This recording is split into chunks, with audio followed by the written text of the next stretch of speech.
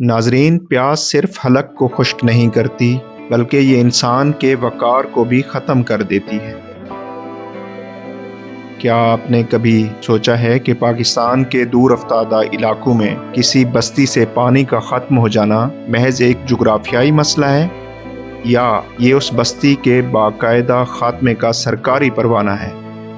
آج کی ہماری کہانی میں ہم اس پیاس کی بات نہیں سنائیں گے جو موت اور دکھ بانٹتی ہے، بلکہ ہم اس عزم کی حوصلہ افزائی کریں گے جو بنجر زمین سے زندگی کشید کرتا ہے۔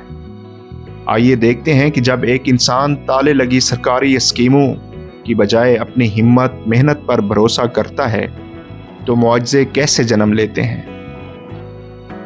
یہ صرف پانی کی کمی نہیں تھی، یہ ایک سوشل کرائسس تھا۔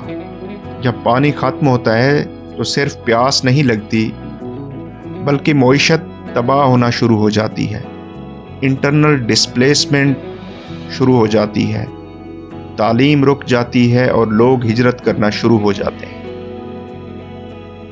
انتظامیہ کا کہنا تھا کہ یہاں واٹر ٹیبل اتنا نیچے ہے کہ مشینری کے بغیر پانی نکالنا ناممکن ہے، لیکن کمال الدین نے اپنا بستر نہیں باندھا اور اس نے اپنے بزرگوں کی قبروں کی مٹی ہاتھ میں لی تو تاریخ نقشے بدل دیتی ہے۔ آپ کی ہمت ہی آپ کا اصل رزق ہے۔ پوری کہانی جاننے کے لیے ہمیں فالو کریں قصہ مختصر۔